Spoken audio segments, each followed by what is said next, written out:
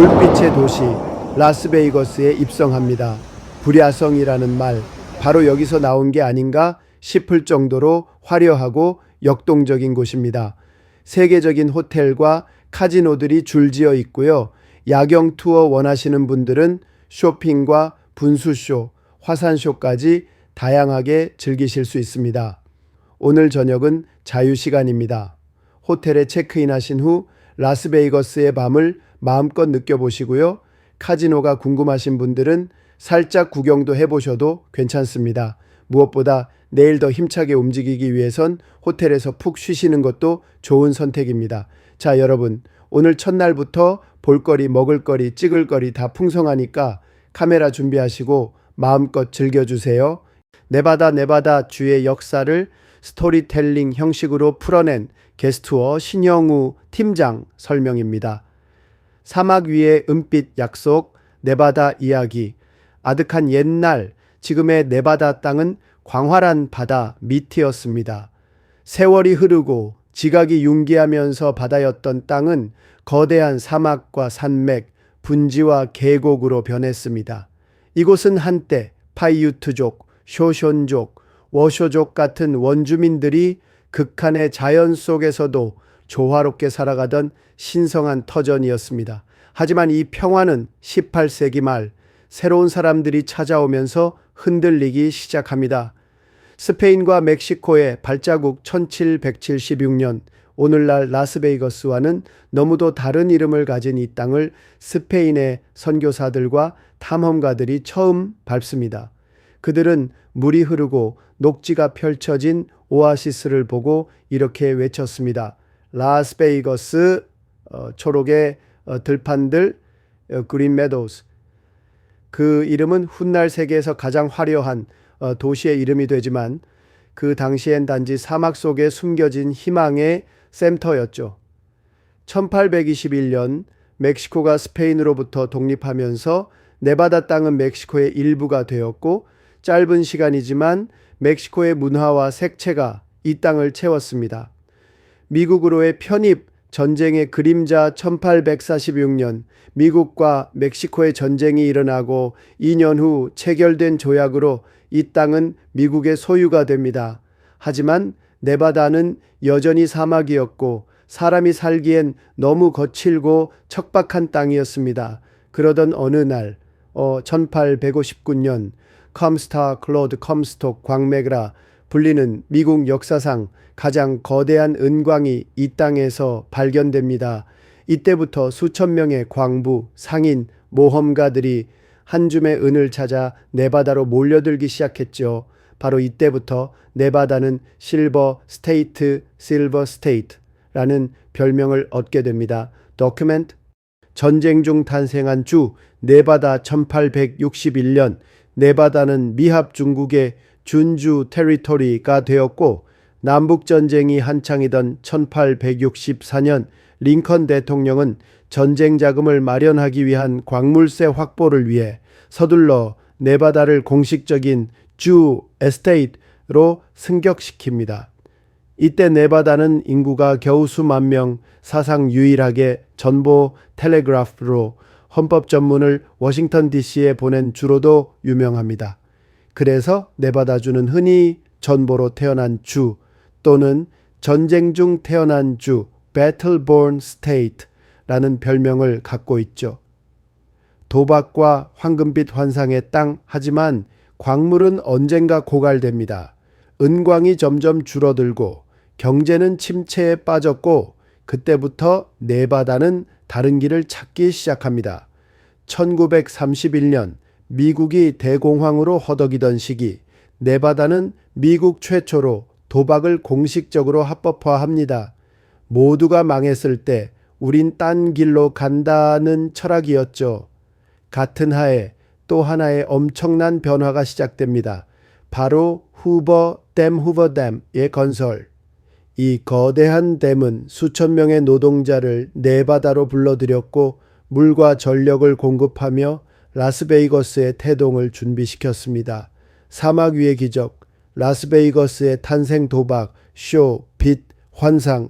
라스베이거스는 천사십 년대 동부 마피아의 투자를 받으며 호텔과 카지노가 세워졌고 1060년대엔 핵실험 관광, 1960년대엔 프랭크 시나트라와 딘 마티니 무대에 서며 세계적 관심을 끌었습니다. 이제 네바다는 사막이 아니라 세계를 유혹하는 도시를 품은 주가 되었습니다. 컨벤션과 신산업으로의 변신 21세기의 네바다는 단순한 도박의 주가 아닙니다. 라스베이거스 컨벤션 센터, CES, 전자박람회, 아이보안 뷰티 산업 전시회 등 세계 최대 규모의 전시와 비즈니스가 모이는 글로벌 MIC 중심지로 자리 잡았죠. 결국 네바다는 이야기입니다. 끝없이 메마른 사막에서 끝없이 새로운 가능성을 찾아온 땅, 은을 캐던 땅이 사람의 꿈을 캐는 도시가 되기까지 그 여정의 이름이 바로 네바다입니다. 네, 네바다주가 아직도 미국 연방정부 소유의 토지가 많은 이유는 단순한 행정적 우연이 아니라 미국 서부 개척사와 연방 토지 정책 그리고 광산업 군사 전략 환경 보호 등의 복합적 이유가 얽혀 있습니다. 왜 네바다 땅의 대부분이 아직도 연방 소유일까? 1. 연방 토지 정책과 공유지, 유산 미국 서부 대부분은 루이지아나 매입 1803, 멕시코 전쟁 1448 등을 통해 연방 정부가 획득한 땅입니다. 동부주들은 독립 당시부터 사유화된 땅이 많았지만 서부주들은 주 스테이트로 편입될 때까지 대부분이 공유지 퍼블릭 랜드로 남아 있었죠. 이 땅을 관리한 주체가 바로 연방정부였고 이후에도 상당수를 연방정부가 소유한 채 남아 있었습니다. 두 번째, 네바다의 특수성. 사막과 산악 네바다는 국토의 80% 이상이 불모의 사막과 산악 지형으로 농업 개발에 부적합합니다. 이러한 땅은 민간에 팔려도 활용 가치가 낮았고 연방정부가 굳이 매각하지 않았습니다. 결국 지금도 전체 면적의 약 84%가 연방 소유입니다. 세 번째, 광산업과 연방 통제 19세기 중반 은광 금광 열풍으로 네바다는 채굴의 중심지가 되었지만 그 대부분은 연방 땅에 위치했습니다. 정부는 이 광물 자원을 통제하며 민간 채굴은 허가제로 운영했죠. 따라서 토지는 팔지 않고 대신 임대 또는 사용 허가 랜드리즈 방식으로 활용됐습니다. 네바다는 인구 밀집도가 낮고 지형이 광활해서 군사훈련장, 미사일 시험장, 비행장, 핵실험장 등으로 적합했습니다. 예, 네바다 시험장, 네바다 테스트 사이트, 넬리스 공군기지, 에리어 5.1V 이런 군사 목적지들은 연방이 계속 소유하고 유지할 필요가 있었습니다. 다섯 번째, 환경보호와 연방기관 BLM, Bureau of Land Management, US Forest Service, National Park Service 등은 네바다의 연방 땅을 관할합니다. 이들 기관은 생태계 보호, 야생동물 보호구역, 국립공원 등의 이유로 땅을 보유하고 있습니다. 예, 레드록 캐년, 그레이트 베이신, 내셔널 파크 등 참고 수치 구분 수치 내용 네바다 총 면적 약 11만 5,777 제곱마일, 미국 7위, 연방 소유 비율 약 84.9%, 미국 내 최고 비율, 주요 소유 기관 BLM, 국방부, 국립공원관리청 등 비교 예, 캘리포니아 연방 소유 약 45% 정도. 마무리 결론적으로 네바다는 지리적 특성과 역사적 시기, 연방 정책, 군사적 전략, 광산업의 특수성, 자연보호 목적 등으로 인해 오늘날까지도 대부분의 땅을 미국 연방정부가 소유하고 관리하고 있습니다. 사막 한가운데 아무것도 없던 땅, 여러분 지금 우리가 보고 있는 이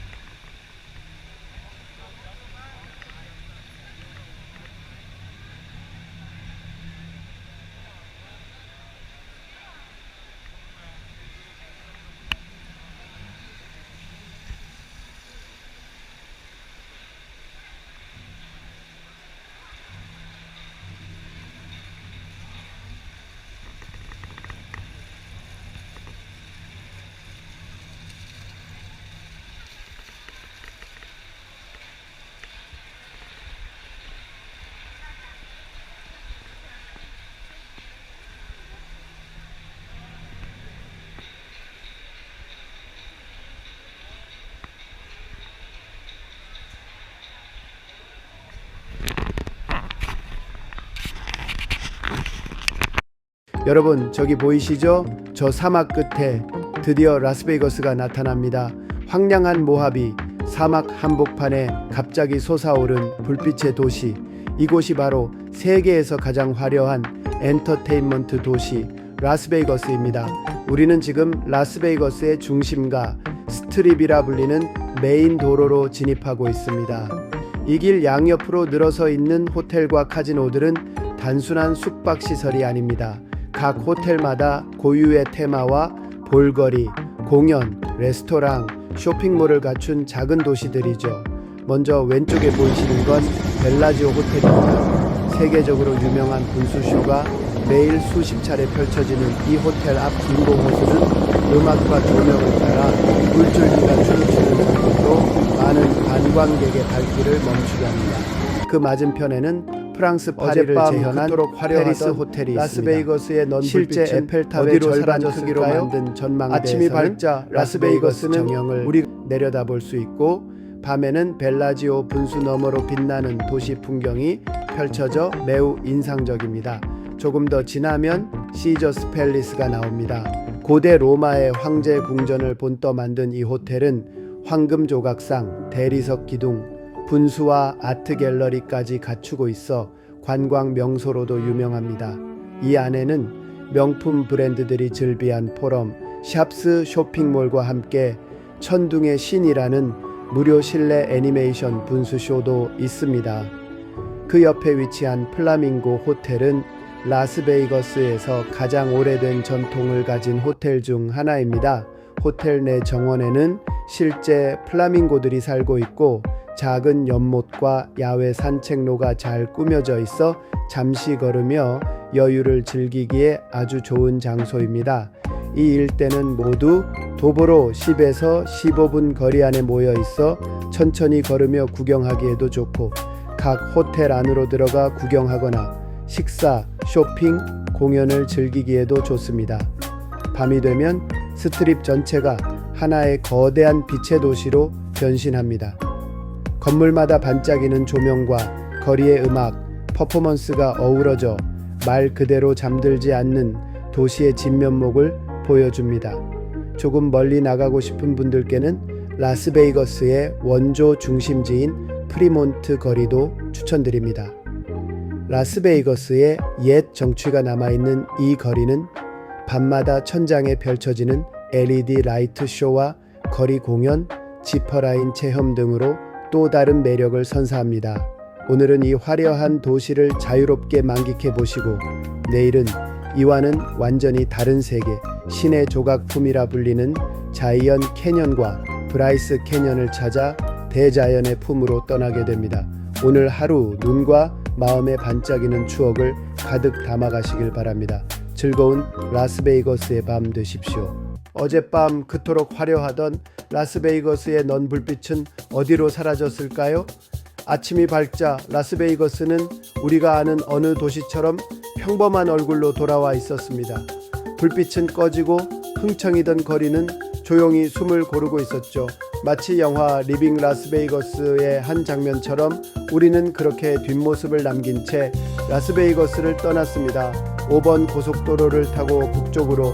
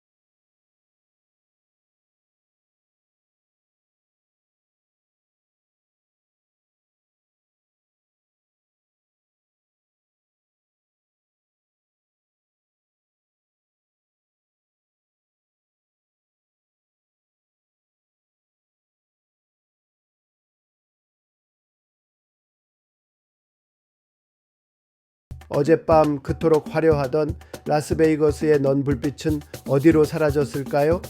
아침이 밝자 라스베이거스는 우리가 아는 어느 도시처럼 평범한 얼굴로 돌아와 있었습니다.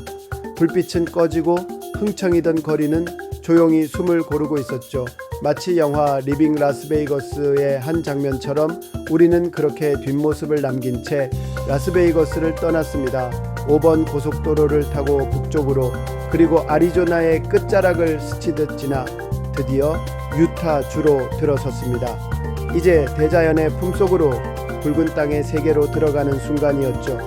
붉게 물든 절벽, 서서히 거칠어지는 바위산들, 자이언 캐년이 가까워지고 있다는 신호였습니다.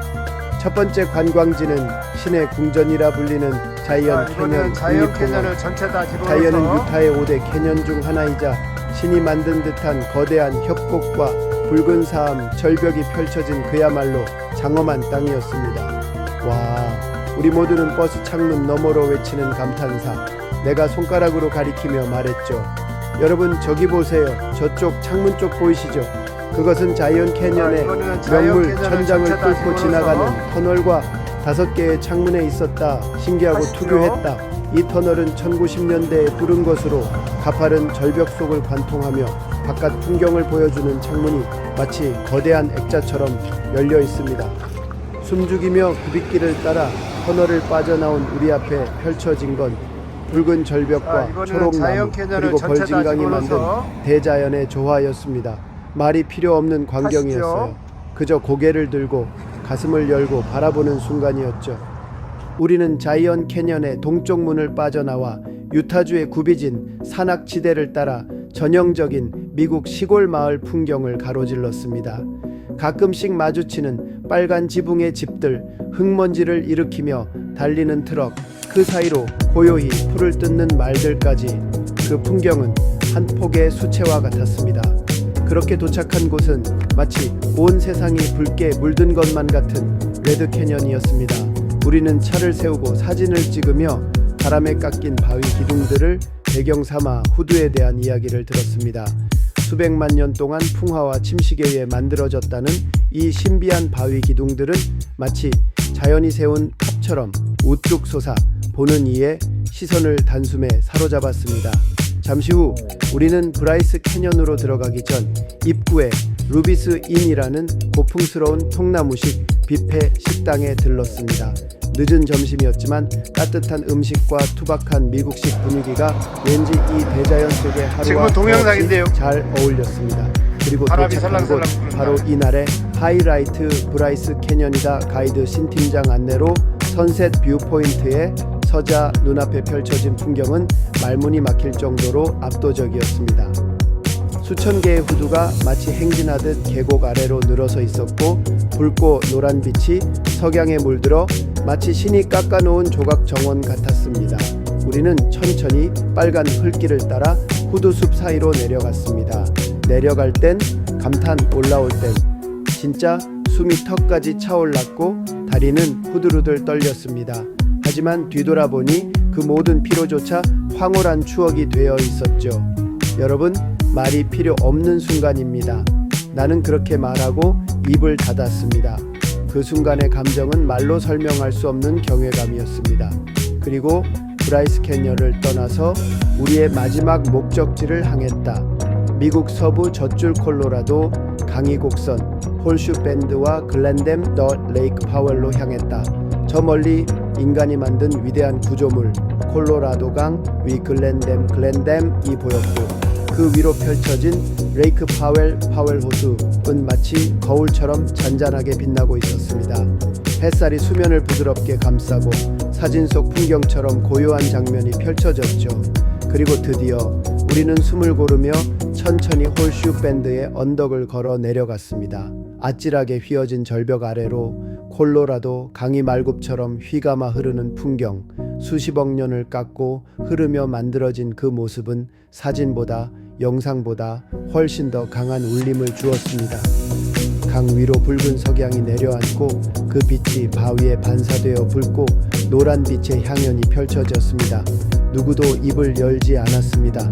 말 없이 바라보는 것, 그것이 이 풍경을 온전히 느끼는 방법이었습니다. 저녁은 따뜻한 중국 뷔페에서 여행의 끝자락, 우리는 그날의 감동을 가슴에 담은 차에 식탁에 둘러앉아 조용히 하루를 마무리했습니다. 따뜻한 국물 한 숟갈, 서로를 바라보는 눈빛, 그리고 미소. 아리조나주 인디언 보호구역 내 페이지 호텔에 도착해 짐을 풀고 각자의 방으로 향하는 발걸음. 그 밤 나는 혼잣말처럼 생각했습니다. 참 좋은 날이었다. 우리가 이 장엄한 자연을 함께 본 것만으로도 오늘은 충분히 값진 하루였다.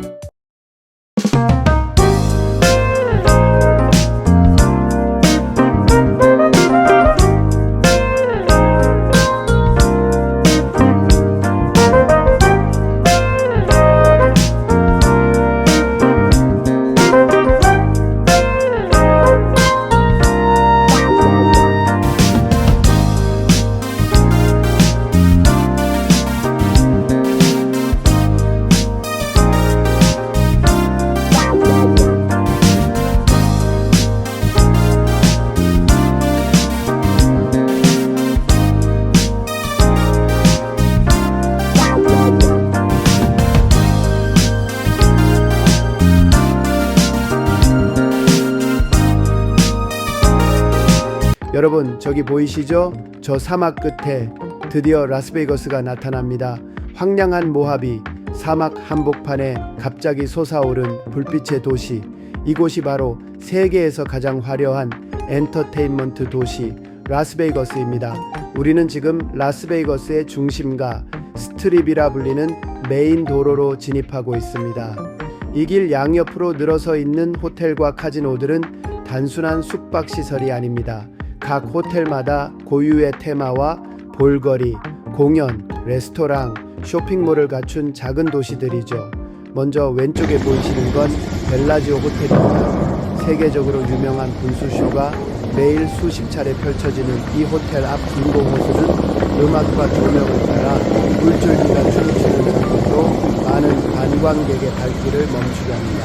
그 맞은편에는 프랑스 파리를 재현한 페리스 호텔이 라스베이거스의 있습니다. 실제 에펠탑의 절반 크기로 만든 전망대에서는 아침이 밝자 라스베이거스는 정형을 우리 내려다볼 수 있고, 밤에는 벨라지오 분수 너머로 빛나는 도시 풍경이 펼쳐져 매우 인상적입니다. 조금 더 지나면 시저스 팰리스가 나옵니다. 고대 로마의 황제 궁전을 본떠 만든 이 호텔은 황금 조각상, 대리석 기둥, 분수와 아트 갤러리까지 갖추고 있어 관광 명소로도 유명합니다. 이 안에는 명품 브랜드들이 즐비한 포럼, 샵스 쇼핑몰과 함께 천둥의 신이라는 무료 실내 애니메이션 분수쇼도 있습니다. 그 옆에 위치한 플라밍고 호텔은 라스베이거스에서 가장 오래된 전통을 가진 호텔 중 하나입니다. 호텔 내 정원에는 실제 플라밍고들이 살고 있고, 작은 연못과 야외 산책로가 잘 꾸며져 있어 잠시 걸으며 여유를 즐기기에 아주 좋은 장소입니다. 이 일대는 모두 도보로 10에서 15분 거리 안에 모여 있어 천천히 걸으며 구경하기에도 좋고, 각 호텔 안으로 들어가 구경하거나 식사, 쇼핑, 공연을 즐기기에도 좋습니다.